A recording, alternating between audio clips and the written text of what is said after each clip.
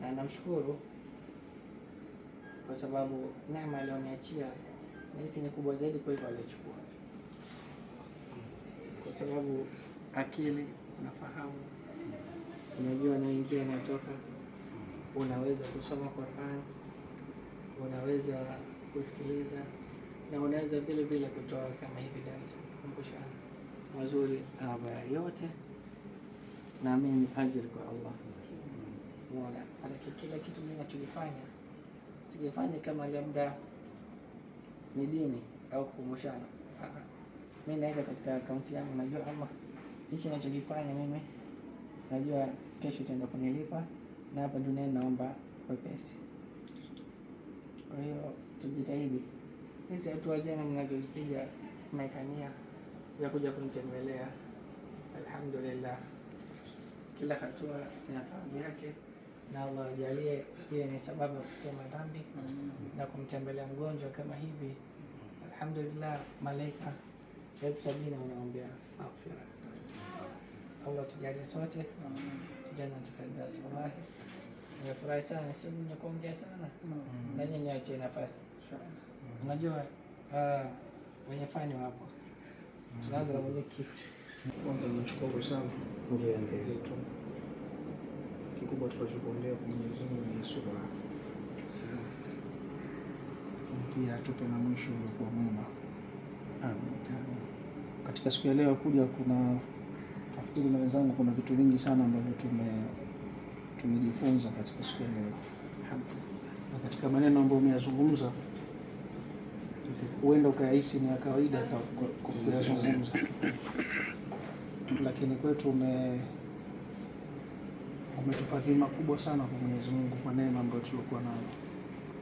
Kuna msemaji anasema, idha kunta dha ni'matin fara'iha, unapoipata neema basi yafaa kuweza kuichunga ile neema kwa nayo. Yapo ambayo Mwenyezi Mungu ametujalia sisi katika neema ambayo Mwenyezi Mungu mwingine amezichukua neema hizo. Kwa tuna nafasi ya kujitathmini sana katika maisha haya, katika dunia yetu na akhira yetu. Kwa hiyo kubwa, narudia kusema, namuomba sana Mwenyezi Mungu akupe subra, kwa sababu subra inaumiza, lakini ina malipo makubwa sana mbele ya Mwenyezi Mungu Subhanahu wa Ta'ala. Kwa inshallah, kama tulivyokutana leo, hiyo ni mwanzo, lakini inshallah Mwenyezi Mungu ajalie makutano yetu yaendelee katika hali ya kibinadamu, lakini pia tuje tukutane na Sayyidina Muhammad sallallahu alaihi wasallam maukifu kiyama tutakapoondoka katika dunia hii inshallah. Asante. Kwanza nimepole, Alhamdulillah, mtuongera kustahimili mtihani mkubwa sana.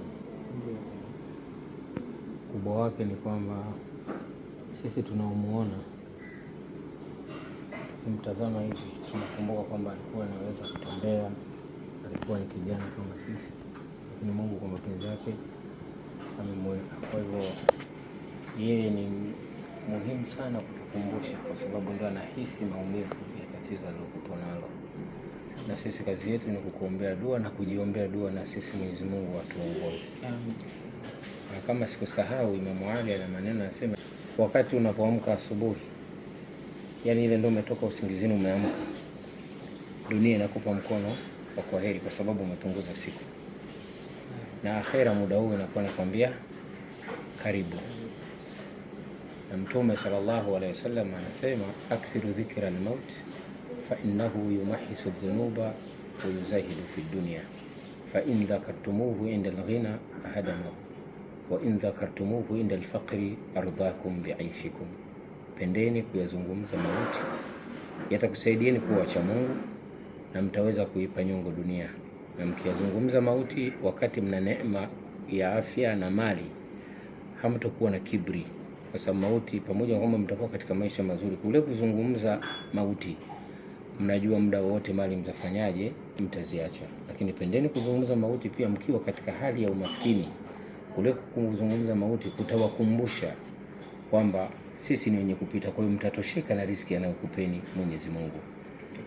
Kwa hiyo tunakuombea kwa Mwenyezi Mungu. Tunasema hakuna lisilowezekana, Sheikh, kwa sababu huko nyuma kuna watu wamepita kwa mitihani mizito, tunaweza tukasema kuliko hii. Mimi bado naamini akipenda Mwenyezi Mungu iko siku utasimama. na biidhnillah, na usikati tamaa, bado Mwenyezi Mungu anaweza kukusimamisha na ukawa ni muujiza amekufanyia inshallah. Assalamu alaykum wa rahmatullahi wa barakatuh. Wa alaykum assalam wa rahmatullahi wa barakatuh. Alhamdulillah wassalatu wassalamu ala rasulillah Muhammadin abdillah alqaim bihuquqillah ma baqat illa fadliha Allah. Ndugu yetu Ustadh Ahmed, Naam. Mwenyezi Mungu akuzidishie afya, Allahumma amin, na akuondoshee kila aina ya mtihani katika maradhi, katika njia ambazo yeye mwenyewe anajua sababu zake. Kubwa sisi tumepata mazingatio kwa nasaha zako nzuri ambazo umetuasa katika jioni ya leo, na hasa pale ulipokumbushia namna Mwenyezi Mungu alivyotupitisha katika neema kwa wakati fulani kuweza kufanya kitu fulani na kwa wakati fulani kuweza kushindwa kufanya kitu fulani. Hilo ni darasa kwetu. Tunaamini kwamba umeifanya kazi ya Mtume Muhammad sallallahu alaihi wasallam, baligh anni walau aya, au ad-din nasiha, dini ni kupeana nasaha. Bila shaka umetekeleza wajibu wako, na sisi kama ndugu zako tumepokea, na tunamwahidi Mwenyezi Mungu yale ambayo tuliyosikia tutayafanyia kazi katika yale ya khairat, na yale ya munkarati Mwenyezi Mungu atuepushie mbali insha Allah. Niseme maneno ambayo nilipata kuyasikia kwa Sheikh Muharram Juma Doga. Safari moja alikuwa akituelezea maudhui aliyoipa kichwa cha habari at-tasawwur, kukipa kitu picha halisi. Tunapokuwa katika ulimwengu, yapo mambo yanatupitikia katika ubinadamu ambayo ili tuweze kufanya vizuri zaidi, basi tunataka tuyape picha fulani ya uzito wa kile kitu. Ala sabili mithal, Mwenyezi Mungu amesema katika Qur'an, baada a'udhu billahi minash shaitani rajim, lau kama angeishusha katika milima na majabali, basi ingeli pasuka kwa sababu ya kumhofu Allah subhanahu wa ta'ala. Sasa ikiwa huu ni mfano wa kushuka Qur'ani katika jabali, vipi watu sisi kwenye kitabu hiki yale ambayo tumeyasikiliza yaliyokuwa mema katika kuyatekeleza? Utaona kwamba ukiipa picha halisi Qur'ani kama mwongozo, basi haya uliotupa ambayo yanatokana na maelekezo ya Qur'ani, kuntum khayra umma ukhrijat lin-nas ta'muruna bil ma'ruf wa tanhauna 'anil munkar wa tu'minuna billah. Umekuwa umma bora kwa sababu ya kuamrishana yaliyokuwa mema, kukatazana yaliyokuwa mabaya, na kumwamini Mwenyezi Mungu Subhanahu wa Ta'ala. Kwa hivyo tumepokea, tumesikia, na inshallah tutayafanyia kazi. Nimalize kwa kusema almar'u dhaifun fil hayati wa innani dhaifun kadhalika tunqasul a'mar. Mwanadamu ni kiumbe dhaifu, nami pia ni katika hao binadamu dhaifu, umri unapungua. Fa idha uqimtu fa inni shakhsu bainakum, nitakapokuwa nimepatia katika jambo, basi fahamuni kwamba mimi ni mtu mfano wenu. Wa idha rahiltu fa surati tadhkari, na nitakapoondoka katika huu ulimwengu, basi ile picha ya kukutana kwetu hapa leo na kukaa kwetu hapa iwe ni ukumbusho. Assalamu alaikum wa rahmatullahi wa barakatuh. Wa alaykum assalam wa rahmatullahi. Alhamdulillah rabbil alamin. Ndugu yangu Ahmed, Naam. mimi la mwanzo kabisa kwanza nashukuru sana kwa Mwenyezi Mungu kunikutanisha na wewe uso kwa macho. Alhamdulillah. Katika maisha ya dunia kuna vitu vingi ambavyo vinatengeneza ibara kwa wanadamu. Miongoni mwa hivyo ni kukutana na mtu ambaye ni mwanadamu wa kawaida. Wewe Ahmed ni mwanadamu wa kawaida, hujawahi kupokea wahyi wala hujawahi kujiwa na Jibril, lakini mtihani uliokuwa nao umekuja kwa kipimo cha mitihani ambayo Mungu huwapa manabii. 2007 mpaka leo ni miaka 19. Maradhi ya kutisha zaidi yanayopigiwa mfano katika dunia ambao ulikuwa ni mtihani wa Mwenyezi Mungu moja kwa moja, Nabii Allah Ayubu. Yeye alikuwa anapokea wahai, lakini kwa umri wa ule mtihani wewe umeshazidi mwaka mzima kutoka katika maradhi yake. Tunaambiwa yeye ilikuwa miaka 18, wewe ushafika 19. Lakini pamoja na ukubwa wa huo mtihani, angalia tumefika hapa, tunakukuta ni mtu wa namna gani. Sisi hatuna tunachotakiwa kusema zaidi ya kukupongeza tu. Mwenyezi Mungu amekuteua, Mwenyezi Mungu amekuteua, la hawla wala quwwata Mwenyezi Mungu amekuteua, na inshallah Mwenyezi Mungu afanye muujiza wake siku moja, akusimamishe kwa ushuhuda wa hili miaka yote uliyopitia. Asalamu alaykum. Kubwa ambalo anasisitiza ndio jambo la kulifanyia kazi, kwa sababu kupata mtu ambaye anaumwa kama wewe na bado akawa na subra, na siku zote sijawahi kukuona una masikitiko katika hata uso wako, sio kauli, hata uso. Ikitokea uko katika hali kama hiyo, halafu una furaha muda wote. Muda mwingine unaweza ukakunja uso kwa sababu ya maumivu tulionayo, lakini sio kwa kuchukia hiyo hali ulionayo. Hilo jambo ni kubwa sana. Wakati mwingine tunaumwa na vitu vidogo sana, lakini mtu once akija akikuona wewe hapa ulivyo, anajiona yeye ni mzima kabisa.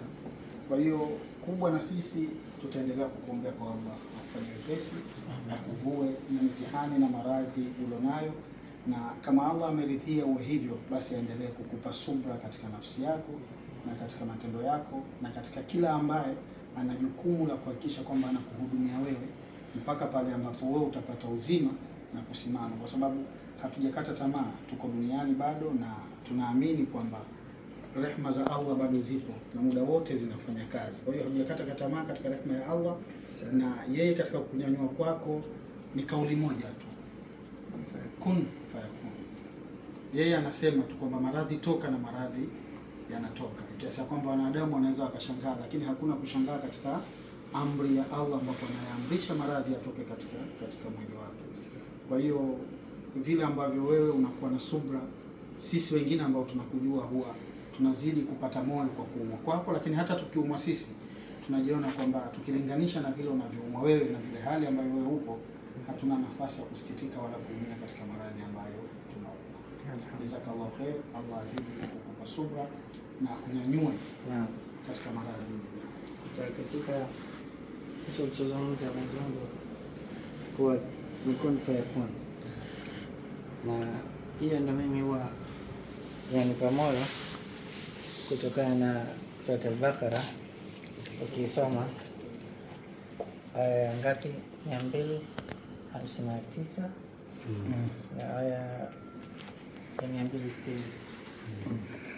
Kama nyinyi wataelewa aya 259 nasema ile au kalladhi marra ala qaryatin wa hiya khawiyatun ala urushiha.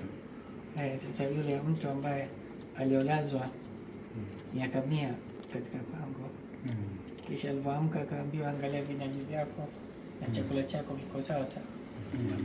Aiwa, sasa katika yule punda ambaye mifupa pia ilikuwa ishaisha, Mwenyezi Mungu akairudisha mifupa, akairudisha na nyama, akaivisha nyama moja, halafu akamfanya yeye ndo mfano kwa watu. Basi haya mimi huwa inanipa moyo, kwa sababu kama wale punda kishaisha kabisa mchanga, lakini Mwenyezi Mungu kamrudisha, atashinda mimi ambaye bado napumua. Kwa hiyo sifa ya mu'min akati tamaa, la takanatu na rahmatillah, kila kitu kwake ni kheri. Huwa mara nyingi maumivu yakizidi, wallahi huwa nia yangu na huwa anasema hii ajira ya Allah, haya maumivu yani nieke katika mizani yangu, nipe thawabu, nifute madhambi. Na hicho mimi ndio kinachonifanya naona hapa nakuwa na furaha, sio kwa labda sina maumivu, kwa sababu sijawahi kukaa bila maumivu hata siku moja. Sijawahi kukaa bila maumivu hata siku moja. Sema yanazidi na kupungua, kikwambia unaona unavyoniona hivi, yani unaona nimeparalyze, lakini na matatizo mengi. Kibofu kimefanya operation, nitumia mpira wa mkojo. Unaona, figo moja ya kulia imeshatolewa, labda kipigo kulia ya kushoto, na kushoto yenyewe imevimba. Unaona, lakini nafanya kazi vizuri. Nifanya operation ya utumbo mara 2, nifanya operation ya mguu wa kushoto, nifanya operation ya kutolea nyongo, nifanya operation ya shingo mara 2. Lakini alhamdulillah, yani nikikumbuka maumivu niliyopitia, nasema yote Allah ananipitisha kunisafisha.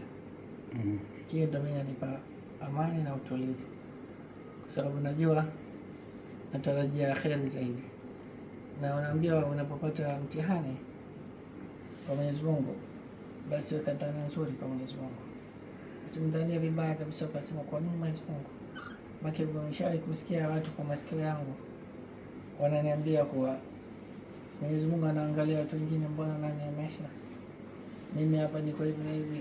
Umeona, sasa huyo amekosa hii zawadi, naweza nikaita au neema ya imani.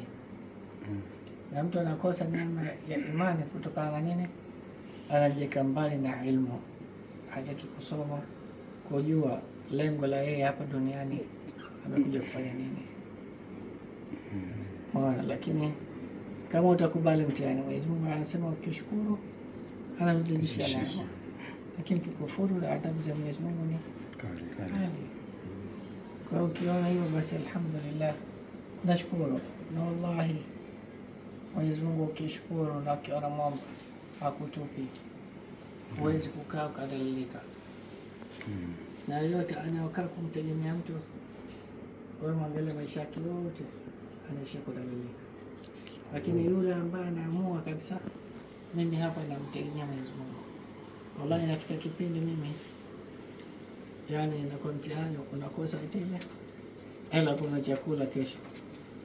Lakini alhamdulillah, sio kwa ndugu sina nao, lakini sipendi kwa mzigo kwa watu. Na kwa ndugu yangu hapa, naambia biidhnillah, inshallah Allah kesho ataleta riziki. Basi subhanallah, haipita hata masaa, anakuja mtu anakusalimia, anakuachia. Ndugu yangu anaangalia, asema kweli umeongea. Nikamwambia yote sio mimi wala sio ujanja wangu, la haula wala quwwata illa billah.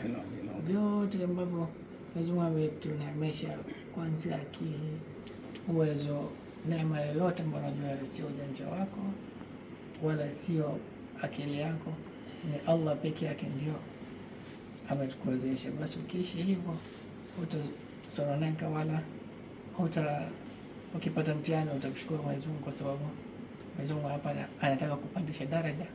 Huenda wewe siku ya Kiyama usifikie daraja ya wale watu wa juu kabisa ya masahaba na manabii. Basi Mwenyezi Mungu anakuonja mitihani mpaka siku ya mwisho, ukikutana naye huna dhambi hata moja. Allahu Akbar. Na utakuwa huna dhambi hata moja endapo ukiwa kweli unamshukuru Mwenyezi Mungu. Na ndio ni sifa ya muumini, hata mwiba ukimchoma akiwa na huzuni, lakini akiwa anamtegemea Mwenyezi Mungu, basi anafuta madhambi. Alhamdulillah kwa neema ya Uislamu na neema ya imani vile vile. Allah tuongoze sote katika njia ambayo yameridhia, na tufanye wepesi kuifuata. Amin. Na tuweke mbali na yale ambayo ameyakataza, hata kama tumeteleza aturudishe, atukumbushe na tuweze kufanya istighfar mara kwa mara. Rahimin ya aziz ya ghaffar. Amin. يا أرحم الراحمين يا عزيز يا غفار. آمين. ومن كل ما نشكوه يا رب عافنا. آمين. كأيوب إذ عافيته بعد بلواه. آمين. ومن كل ما نشكوه يا رب عافنا. آمين. كأيوب إذ عافيته بعد بلواه. آمين. ومن كل ما نشكوه يا رب عافنا. آمين. كأيوب إذ عافيته بعد بلواه. آمين. وبحق وأيوب إذ نادى ربه أني مسني الضر وأنت أرحم الراحمين. آمين. وأنت أرحم الراحمين. آمين. وأنت أرحم الراحمين. آمين. عدد خلقك ورضاء نفسك آمين. وزينة عرشك ومداد كلماتك. آمين. سبحان ربك رب العزة عما يصفون، وسلام على المرسلين والحمد لله رب العالمين.